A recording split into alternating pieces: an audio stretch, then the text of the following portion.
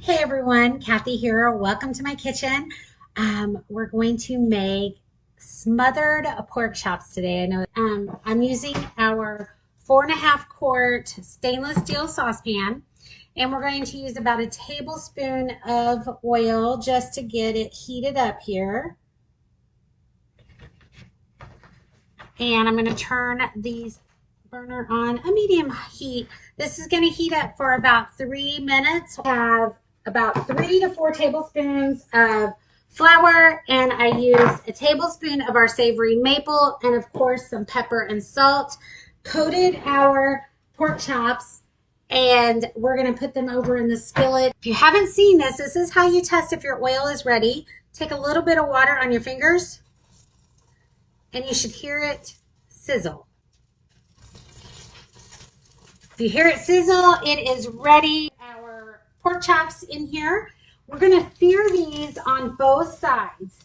Now with a stainless steel skillet, you want to let the sear take place. You don't want to turn it too early.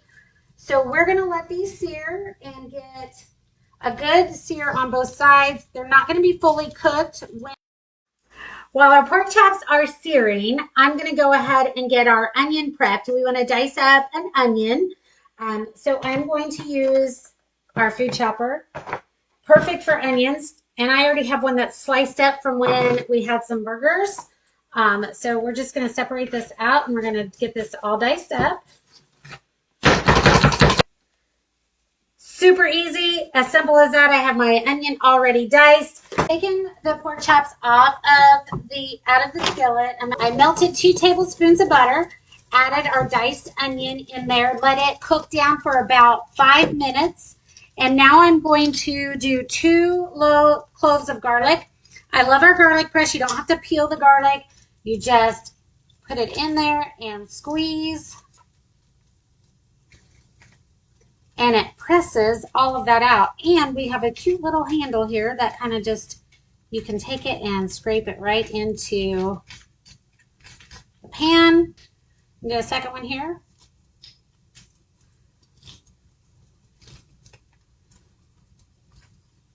Got my whisk tongs here. I'm going to put them together as a whisk and just kind of whisk the garlic in with the onions, browning from where the pork chops seared. But I'm going to show you once I make the gravy, it's not going to be there anymore.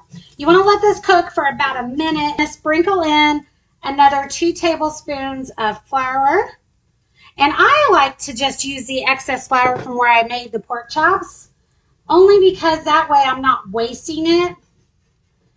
So I'm going to sprinkle that in there and kind of just coat my onions and my garlic, get that all coated.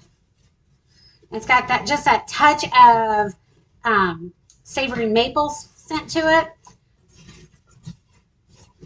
And then I am going to add 2 cups of chicken broth.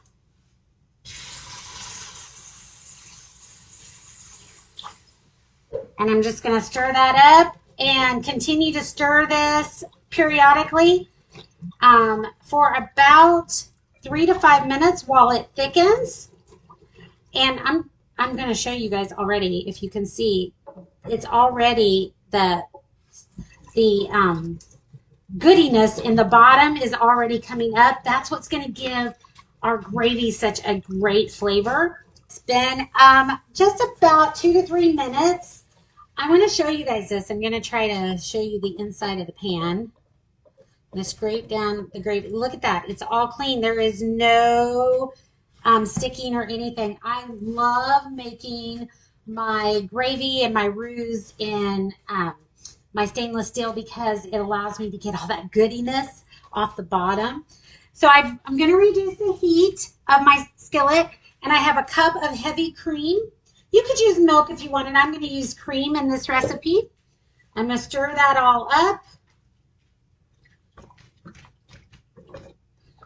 And I am going to add another tablespoon of my savory maple. So I'm just going to let this simmer for about 5 minutes until it thickens enough. And then I'm going to add the pork chops back to it. Let them cook for about 15 to 20 minutes. supper is ready. It smells so good in the kitchen. So I just wanted to share this with you. So I covered this and let this cook about 15 minutes. So I'm just going to take the lid off. Set it up. I want you guys to take a look at this. Look at these. Don't these look so good? And we're going to add a little bit of mashed potatoes. Some green beans on here.